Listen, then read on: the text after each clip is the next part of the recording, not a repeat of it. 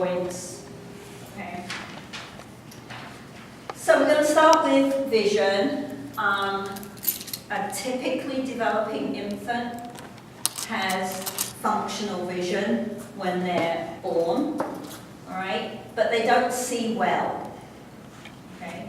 So for the first few months or so, what they tend to see is blobs, shapes, rather than details, all right? Takes a couple of months before they really can identify uniqueness in someone's face.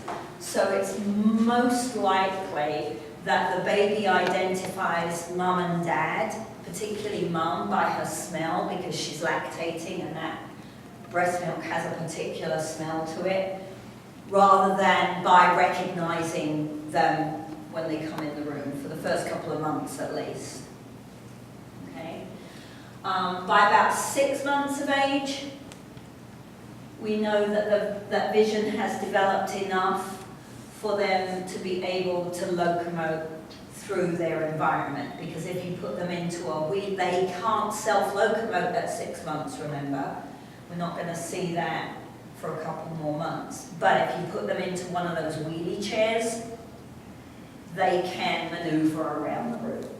So they don't have good depth perception, but they can see that they've got to go around. So they might bonk into it because they judge how far away it is wrong, but they can work their way around it if they're in a wheelie. Okay? So if we take the ecological perspective, if we look at our constraints idea, then the development of vision acts as a rate limiter for self-locomotion. Okay? But once they've developed some vision, then that stimulates curiosity. Humans are hugely curious animals, particularly young humans, all right? And it tends to get beaten out of us as we get older, unfortunately, because the more curious you are, the more you learn. But we get told to do this, right, and not allowed to explore. So the more curious the child is about something they can see, the more they are motivated to start that self-locomotion, the crawling or the creeping, to get to the thing they can see to explore it, right? And it also will stimulate reaching, because now they can see the object more clearly. Okay?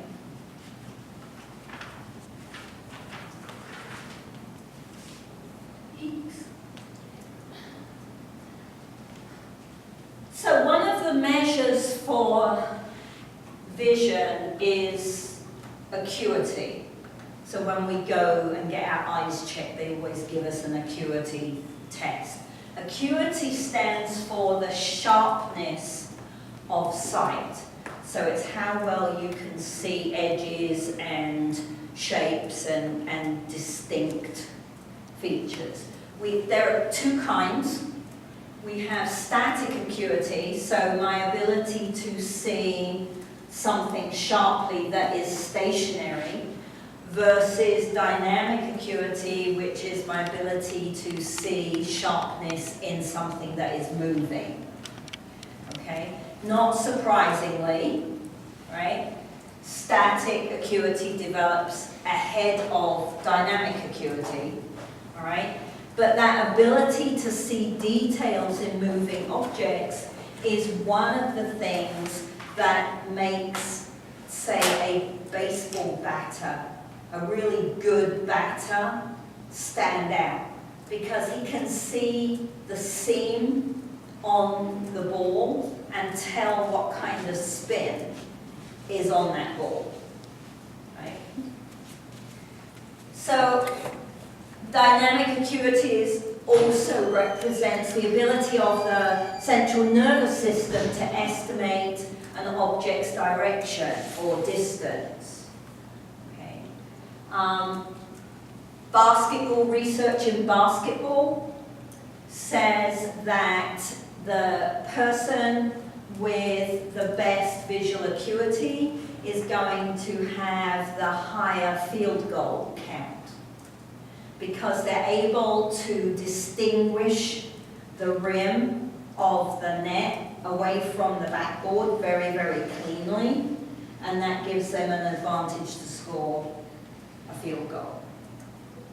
Okay?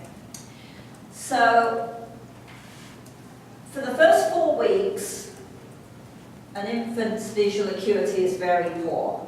Okay? So, it takes the parent to come pretty close before they can distinguish, and they tend to look at shadows, so like the eyes or the nose or the mouth looks like a shadow in the whole blob. Okay. Our book says acuity is at adult levels 20/20 is perfect vision by the age of 10. Some books say earlier than 10, so don't worry too much about the precise time. Just think that we have adult-like vision before we get to puberty, I think is the best way to think of it, right? And there's some reason to believe that experience helps develop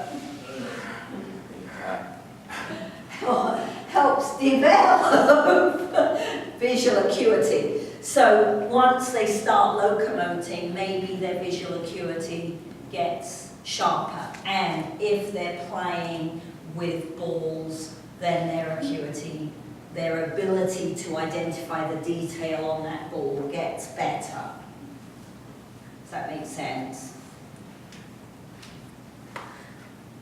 So, cricket, right? A good batsman will look for the seam on the ball.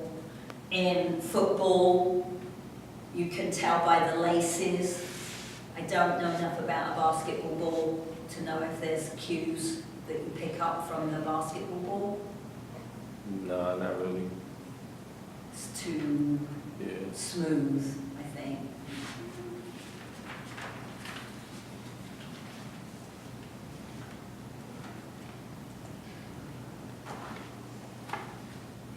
So if you're lucky and you have good vision and you take care of that vision, so you wear sunglasses when we live at 4,000 feet and we've got very strong UV rays, right? Then hopefully you will maintain good vision until you reach probably your 40s. Mine started to go down in the 40s, and once you hit 50, it's like, within a couple of years, it just all of a sudden goes completely kaplooey. All right? So, if we think about, think about our triangle, right?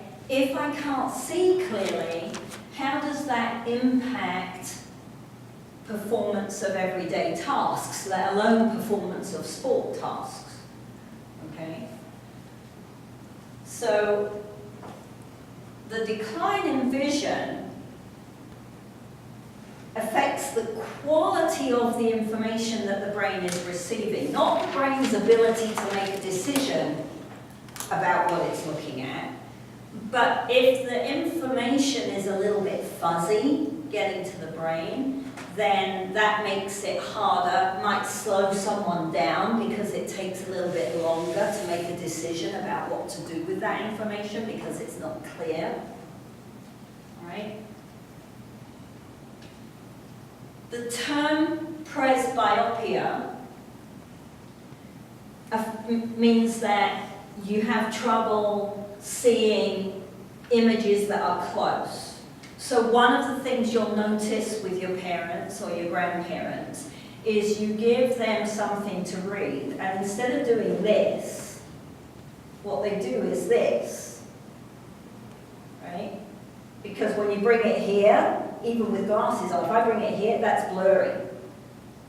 It has to be out here, right? All right, so it's kind of back to front to what you expect. You would expect them to have to look nearer to it to see the detail, but in fact they have to kind of move it to the right area. So when you see that, that's presbyopia. And that's just aging in the system. You can't stop it. If you're healthy and you eat well and you exercise, you might be able to delay it a little bit, but it's going to happen to everybody, right? Can be corrected with lenses, thankfully, so most of us end up having to fork out a fortune for glasses at some point in our life, even if we never wore them when we were little, right? Then one of the problems you get is that if the environment is dim, it doesn't even have to be dark, it just has to be kind of dim. It's difficult to pick out details. So you'll go home at some point and your parents will be complaining about how expensive the electric bill has got, and you'll spend the whole time walking around turning off the lights, and they'll follow around behind you turning them all back on again because they can't see anything without the light on, right? And glare when you're driving becomes an issue. So many older people will not drive at night unless they absolutely have to, all right? Because you know that there's a car in front of you, because you can see lights and you can see a shape, but because the lights kind of, they start to sparkle and spread out, you can't tell where the car is, like how far in front of you is the car. So it gets quite scary driving in the dark, because you're like, I don't know how much room I've got, right? Okay. Now, aerobic exercise, so running, walking, riding a bike, swimming, okay? Aerobic exercise has been shown to help visual acuity, but only in the acute phase. There's no research, sadly, that shows us that chronically I can improve my vision if I exercise every day, right? But one of the things I've noticed is that I have to use my glasses to look at the computer, but then if I go out and I go for a walk and I come back, I don't need my glasses for half an hour. If I put my glasses on, I actually can't see the computer screen properly, right? So that aerobic exercise, probably because it increases blood flow and oxygen delivery to the brain, gives you a little window where your visual acuity improves. It's just, as I say, sadly, not a permanent change, unfortunately.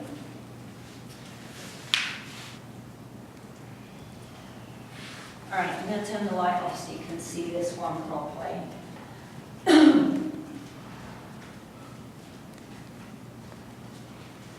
All right, so the top photo here is normal vision, all right? So we can see the edges of both balls, right? We can see that the boys are standing in front of a fence, all right? We get a lot of information from that picture. The bottom left is what happens if you develop glaucoma. Okay. Glaucoma is high pressure within the eye. So the pressure of the fluid in the eye goes up, and what happens is you start to lose peripheral vision. So we're not going to spend a lot of time on central and peripheral, but if you think about how much you can see without moving your head, right? This is obvious, and this is less obvious, but I can see a lot. So we use both of these types of vision when we're playing sport, right? So in glaucoma, what happens is the peripheral vision starts to turn dark. Yes, sir? How does medical marijuana help with that? Because I know if you have glaucoma, they'll give you that. But does it help your vision? I do not know. I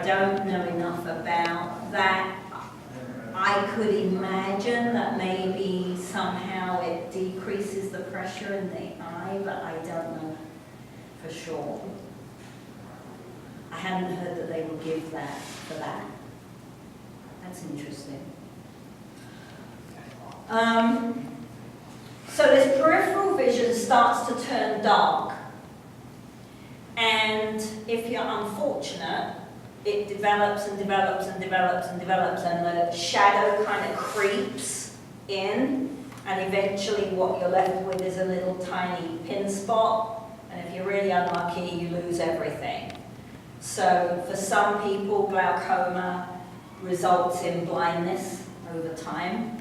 For others, it doesn't. It develops more slowly, and they never go blind before they die. But imagine the impact of this on your motor skills, right? So you're in a game and someone throws a ball to you. But unless they're throwing right in front of you, you don't see it, right? So they're going to have to give you another cue to turn and catch the ball or kick the ball or whatever, right? Because you don't get this information that the ball is coming to you. Okay? In driving, this basically means you can't drive now, right?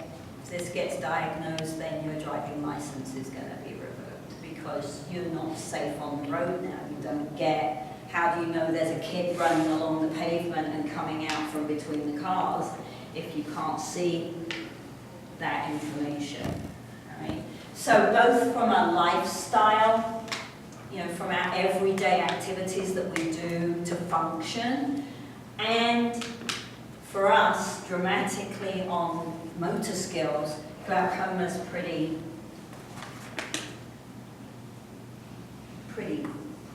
negative, right? So if someone has glaucoma, then they're going to spend a lot of time making sure that they're looking right at your face, right? So you might see some odd head movements there. The other one on the right is age-related macular degeneration, or AMD, and it's the reverse of glaucoma. In AMD, we lose our central vision and we maintain peripheral vision. Okay, so this one is really weird because we're kind of used to people looking at us. You know, if I'm having a conversation, I'm going to look at you. So I might not pick up glaucoma on a day-to-day basis if I'm not in a sports situation because I would expect the person talking to me to look at me anyway, right? But with AMD, I can't see you here. So now I have to talk to you like this. So they're looking over your shoulder or they're looking to the side all the time. So it's very uncomfortable for the person being spoken to because you can't make eye contact because they have to look away in order to see you in their peripheral visual field. Does that make sense? Right? So again, the impact on everyday activities and sporting activities is quite dramatic. Right?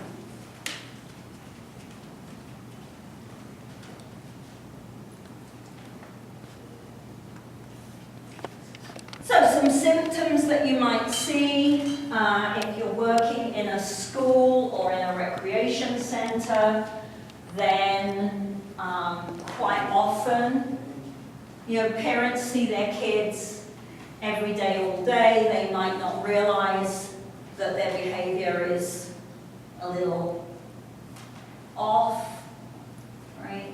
So you might see eye-hand coordination that is not coordinated, so they knock things over often when they're reaching for them, right? They might squint, because when you squint, you change the shape of the cornea, and so the picture that hits the retina on the back of the eye is different. And so by squinting, they might be able to bring things into focus a little bit more. under or overreaching for objects. Okay. And as I've already mentioned, unusual head movements. So there's some hints that you can pick it up, and obviously the glaucoma and the AMD are more common in older adults, but some children have poor eyesight and they're not diagnosed, until the teacher says, this is affecting, I think there's something going on, you maybe should get them tested because I'm seeing this happen in class. Right?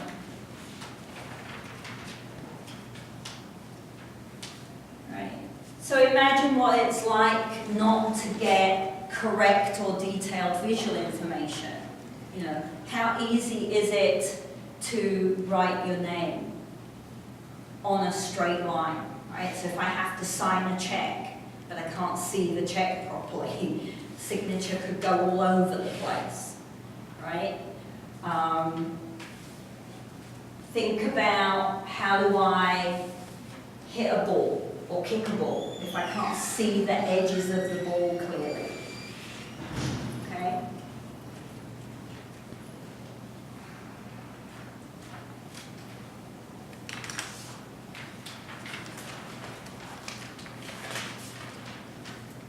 So remember the difference between the sensory information and perception, my understanding of that sensory information, all right? So my understanding then impacts how well I can engage in motor skills and sports skills, right? How do I perform a sports skill if I do not understand space? And you have to suspend disbelief a little bit here, right? Because you as adults do all of this unconsciously, all right? And so when we talk about it, it's kind of duh, all right? But I want you to think about, what would it be like trying to play your sport if you didn't have this automatically, right? So if I didn't understand space, if I didn't understand what shape the object was that I'm supposed to manipulate, if I didn't understand that the person who is coming towards me is coming forwards and sideways at the same time, so they're on a diagonal. Okay?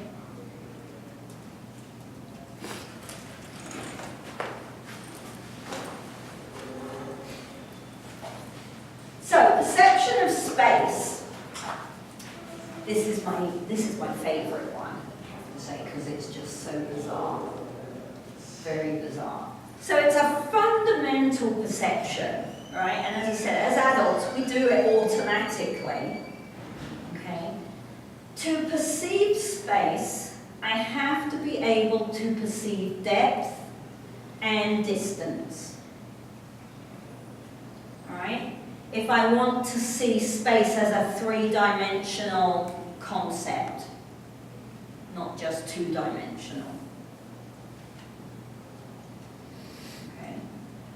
So depth perception is the ability to judge the distance of something from myself, right?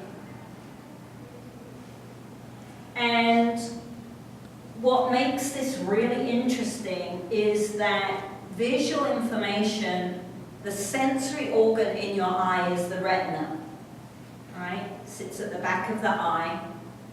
And the retina is flat. So that means that the information that the retina sends to the brain is two-dimensional. It sends information about the height of the thing it's looking at and the width of the thing it's looking at.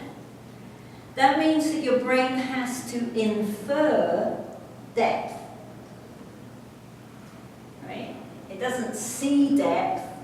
It infers depth, and so what we see is three-dimensional, but actually the information that was sent was only two-dimensional. So that involves experience, right?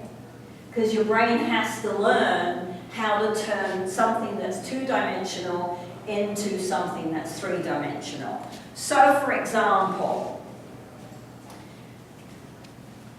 if I'm looking at the front, at that square, right? Two-dimensional flat surface. How do I know that it isn't two-dimensional? That actually it's the back of a desk and that there's more to it than that flat surface, right? The only way I could have learned that was to move so that I could see more of the desk, right? If all I could do was stand there and all the information I have about this is two-dimensional, then how does my brain create a three-dimensional object? Does that make sense? Right? So it's really amazingly clever. It's really, really clever. All right? So as humans, we have binocular vision. All right? So we have our two eyes on the front of our head, but they're slightly set apart. All right? As opposed to a bird. If you ever watch a bird watching you, right, it has to do this because its eyes are on the side of its head. So if it wants to look at you, it has to turn away to look at you. Right? So the brain works out depth perception using several different sets of information. The first one is retinal disparity, all right? And we have retinal disparity because our eyes are spread relatively wide apart in our skull, all right? So I want you to pick an object, pick a spot, close one eye, and stare at that spot with one eye, all right?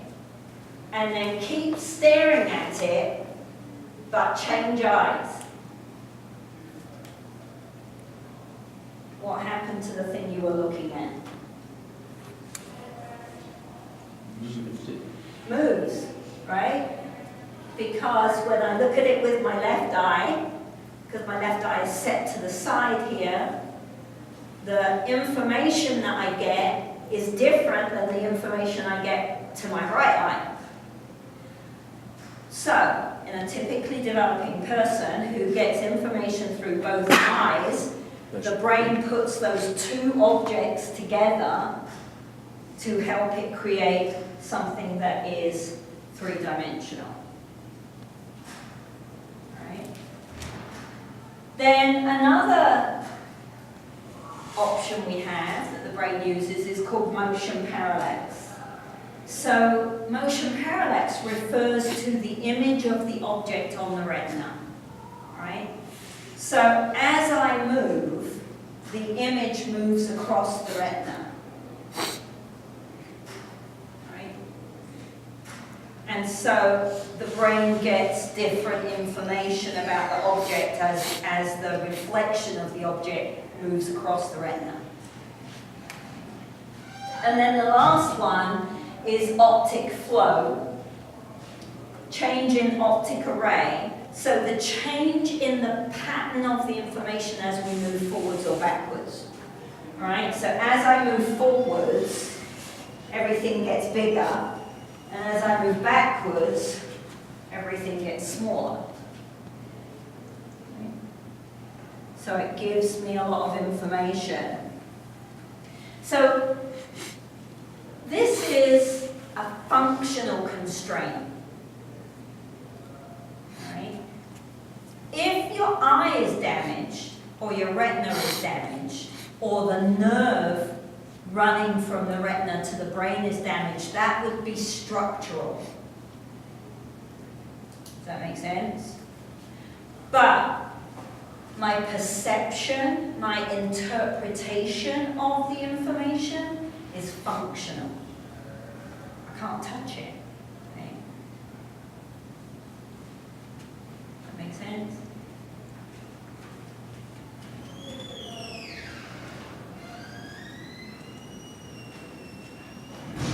So, again, a typically developing infant will be born with the mechanical bits for retinal disparity, right? Two eyes that are open with some distance between them on the skull, okay?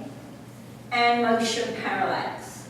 So it takes about 6 months of experience for the baby to start to develop some depth perception. And I'll show you in a minute how we can tell that using some research called the Visual Cliff research.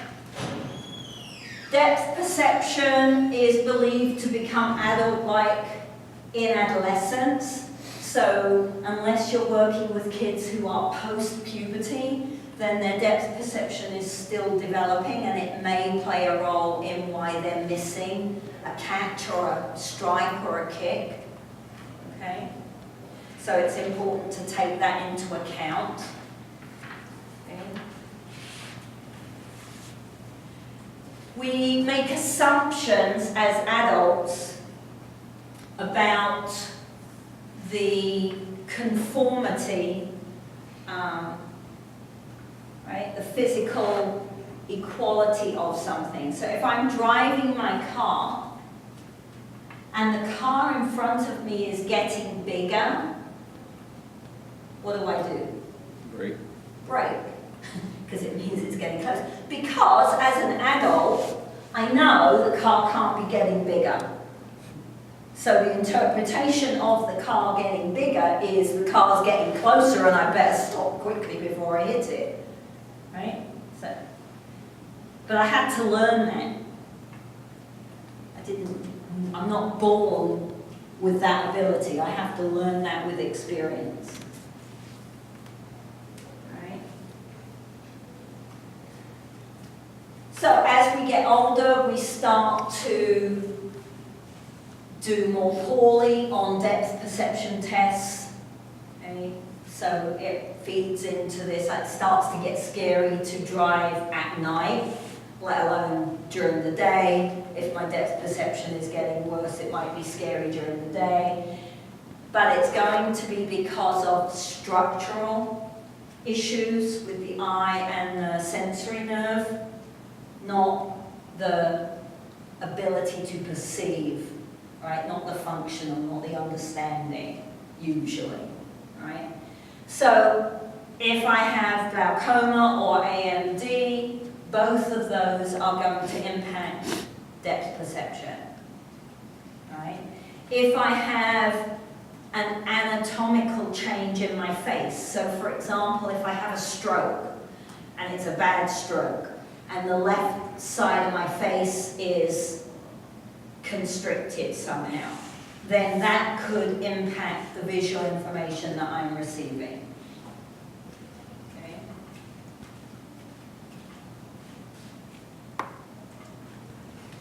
So, here's our visual cliff. It's a cool experiment, right? So, what they do is they have a tabletop that is glass or clear perspex. And on one side of it, they have a checkerboard underneath. And then halfway across the table, the checkerboard drops vertically down and then runs across the floor. Okay? So what you find when you put a baby on here who's barely started to self-locomote, right? They will go to the edge and just keep going to get to the toy. If you give them 3 weeks of creeping, and you put them back on the table, they go, whoa! And mum's going, come on, here's the toy. And they go, whoa! And they get all upset and start I actually saw a piece of video one time at conference where the child went to the edge, looked at the toy, went over to the side of the table, pulled itself up on the side of the table, and crept around, holding onto the table to get to the toy. There's no way they were going over that edge. Right? So it took 3 to 4 weeks of self-locomoting for the brain to learn something about depth and drop off. Okay? I think I have a video of that up on Blackboard. I hope so. Okay. So by the time they're crawling, they're able to discern depth. It just takes a little bit of experience for them to interpret it. Okay? Creeping rather. And remember, they're creeping around 8 months. Right?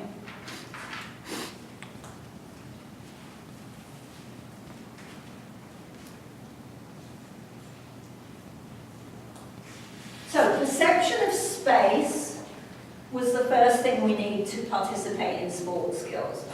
Perception of objects is maybe more duh. Obviously I have to see the ball if I'm going to catch the ball, right? But again, we're adults. So you have to step outside what you're capable of doing, right?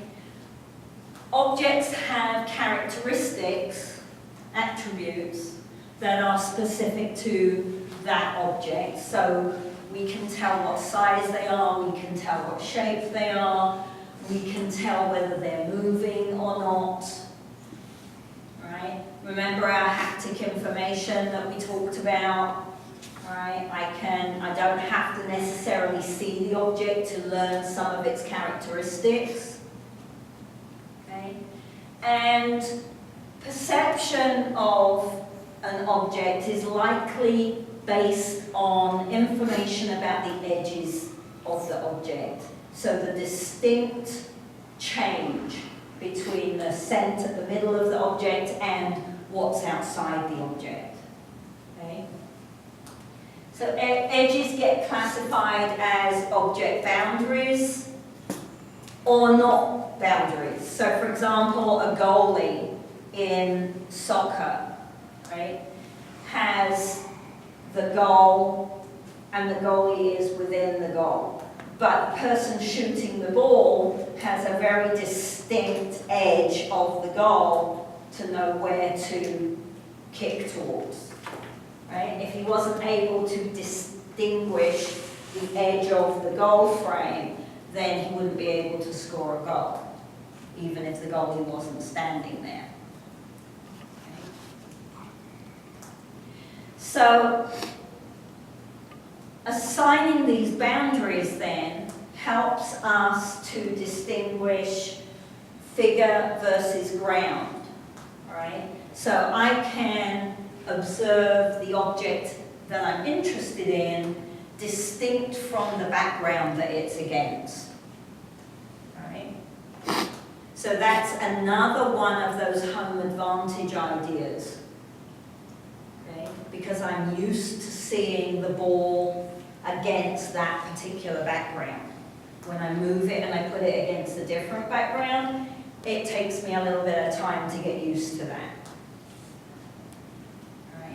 So objects are often embedded within the background, and I have to be able to distinguish where the object is. Right? It's a bit like those old newspaper games or,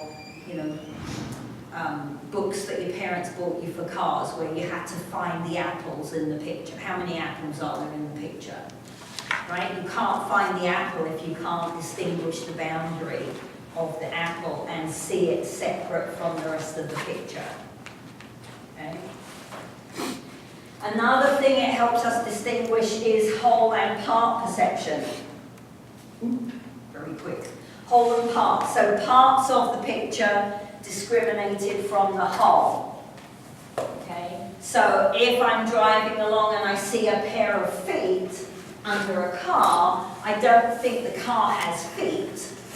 I'm able to interpret that there's a person or a child standing behind the car, right?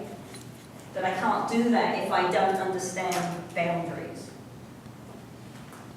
Okay, so we'll pick up from there on Wednesday.